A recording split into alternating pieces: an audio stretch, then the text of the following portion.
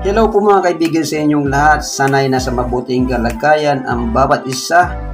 At ito mga kaibigan ang ating topic for today, quarter dollar ng United States of America.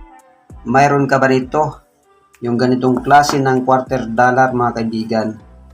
So ayan mga kaibigan, tayo ay na-amaze nung makita natin yung presyo nito sa YouTube. 1.6 million daw dollar ang isa. Ayun po ba ay makatotohanan? So ngayon mga kaibigan, tatalakayin natin ang tungkol sa bariyang ito ng Amerika bicentennial coin na ang year ay 1776 to 1976. Ayan mga kaibigan. So don't forget to subscribe mga kaibigan kung gusto mo ang ganitong klase ng mga video. Ayan mga kaibigan. Kung mayroong ganito, ayan, ang bariyang ito mga kaibigan ay ang nakaportrait ay si President George Washington na unang presidente ng Amerika. Sa kanyang ulunan, mababasa mo yung liberty na ang ibig sabihin ay state of being free. At sa may baba niya mga kaibigan, mababasa mo yung in God we trust. Ang mga pera ng Amerika mga kaibigan, mayroong nakasulat lagi ng ganyan. At mababasa mo dyan, makikita mo sa may book niya sa baba, D Mint Mark, gawa po siya sa Denver Mint. At yung year ay 1776 to 1976. Ang pagitan po niyan ay 200 year anniversary ng Amerika, ng kanilang kalayaan mga kaibigan, independence ng Amerika. Ayan, ito po ay commemorative coin. So ayan, sa likod naman mga kaibigan, makikita mo dyan yung nagdra-drum na tao na tinatawag na drummer boy daw. At sa ulunan niya, mababasa mo yung United States of America, quarter dollar. Yung quarter dollar mga kaibigan sa atin, 25 centavos. Sa ngayon, katumbas ng 14 pesos. At mababasa mo sa may kamay niya, sa gawing kanan, yung E pluribus unum. Ang ibig sabihin, out of many for one. Yan po ang ibig sabihin niyan mga kaibigan. E pluribus unum. At mayroong sulok or third na mayroong nakapalibot na 13 stars. Ayan mga kaibigan. Yung bariyang ito mga kaibigan, ayon kay Numista, ay gawa sa copper nickel clad.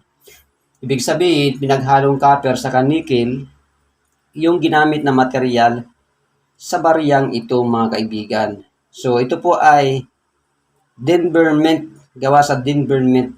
Kasi po ang gantong klase ng copper nickel clad na barya ay ginawa sa Philadelphia sa West Point ng Amerika na walang mint mark.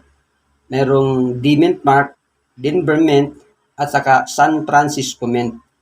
Diyan po sa tatlo na yan na may mint mark, ang pinakamahirap hanapin dyan ay yung proof coin ng San Francisco Mint. So paano mo malaman na yung barya mo ay silver? Kasi po marami pong kumakalat sa YouTube nitong mga nagpapaliwanag na mahal daw. Ayan mga kaibigan. So malalaman mo yan mga kaibigan, tingnan mo sa tagiliran niya. Yan po. Reded edge siya. Then yung kabiyak niya ay kulay bronze saka kulay silver. Yan po ay copper saka nickel. Ibig sabihin yung barya yung hawak ay hindi silver. Copper nickel clad po yan mga kaibigan. Ang baryang ito mga kaibigan ay mayroong mintage na halos 860 million. Pataas mga kaibigan, napakadami mga kaibigan. Itong Denver Mint lang mga kaibigan. At ito ayon kay Numista ay nagkakahalaga yung good condition ng 14 pesos. At yung UNC or uncirculated ay nagkakahalaga ng 55 pesos. Halos $1 lang mga kaibigan ang presyo niya ayon kay numista.com. Ayan yung mga kaibigan. Nung tiningnan naman natin mga kaibigan dito kay eBay, yung D Mint Mark Denver Mint mga kaibigan, nakita ko yung presyo niya, napakamahal dito sa eBay Philippines. 106,915.76 pesos. Kaya dyan po sa eBay mga kaibigan, napakamahal dyan. Kasi yan po auction site yan mga kaibigan. Ibig sabihin kung ano yung desire ng seller na presyo, yan po yung nilalagay nila. At mayroong charges mga kaibigan pag nag-post ka dyan. May commission ang eBay sa'yo. Ayan yung mga kaibigan. At yun nga mga kaibigan, yung presyo naman nito kay YouTube mga kaibigan, yung ganitong klaseng bicentennial coin, ay may naglalagay, halos foreigner yung mga nagpapaliwanag mga kaibigan. May naglalagay ng $2,000, ang presyo $6,000, $7,000, at merong naglalagay ng $300,000, merong $22,000. Hindi po pare-pareho yung kanilang nilalagay na presyo. At yung worst case pa, $1.6 million daw ang isa nito. So, alin po ang totoo doon? May katotohanan ba lahat ng nilalagay nilang mga presyo, mga kaibigan? Ayan.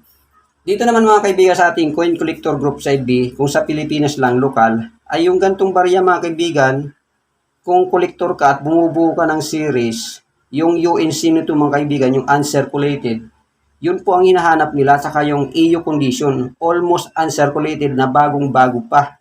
Yan po ay binibili nila around 30 pesos to 50 pesos ang isa, fair price po yan, makataong presyo po yung ganito. Pero kung madamihan mga kaibigan, kasi milyon-milyon nga ang mintage na ganitong barya, copper nickel clad, ay pumapatak lang po ito ng 7 pesos hanggang 10 piso ang isa. Pag maramihan, 100 pataas na piraso mga kaibigan, bibilin sa'yo yan kung may bibili man ng 7 pesos to 10 pesos ang isa. Ayan, pag nagkasunduan nyo, dyan siya mabibili sa ganyang presyo pag bultuhan. Ayan mga kaibigan, ang katotohanan, dahil po ito po ay hindi naman rare. Hindi rin hard to find. Hard to find ito sa Pilipinas, pero sa Amerika, milyon-milyon ang makikita mo itong ganitong klase ng bicentennial coin mga kaibigan. So ayan mga kaibigan, ang pinunta natin sa Coin Collector Group nga sa FB, meron lang nag-post ng bicentennial coin na ganito, pero walang nagbebenta kahit isa na sa 10 Coin Collector Group sa FB na kasali tayo. Wala mga kaibigan nagbenta. So ayun, nung tiningnan natin kay NGC Record, yung graded coin nito mga kaibigan, yung graded coin na Denver Mint alone, gawa sa Denver na ganitong klase na bicentennial, ay $0.3 po yung good condition. Ang ibig sabihin, kahit graded na siya mga kaibigan, ay 16 pesos lang halaga nito katumbas sa atin sa Pilipinas. At yung pinakamataas nga mga kaibigan nito sa auction na record ni NGC, ayan, umabot siya ng $6,462.50 sa auction price mga kaibigan, katumbas ng 363,000 pesos mahigit sa atin sa Pilipinas. Yun po yung katotohanan mga kaibigan. So ang masasabi ko sa baryang ito, kung nakakuha kayo ng ganitong klase ng barya, kung hindi yan error coin, common coin lang po yan. Ang mga sinasabi sa mga vlog na mga nagpapaliwanag sa YouTube, ayun po yung mga error coin, yung bicentennial coin na katulad nito na silver coin, yung ginawa gamit ang silver mga kaibigan. Pero yung ganitong common coin mga kaibigan, ay mura lang po ito mga kaibigan. Sinabi ko nga na sa kailumista.com, 14 pesos ang good condition, sa atin sa bultuhan sa Pilipinas, ay 7 to 10 pesos lang mga kaibigan. Intentionally na bibilihin, ay pwede po yan yung UNC at EU condition sa 30 to 50 pesos ang isa. Ganyan lang po mga kaibigan, presyuhan natin yan dito sa Pilipinas. Maraming pong salamat sa panonood at pagtitiwala. God bless you all. Bye-bye!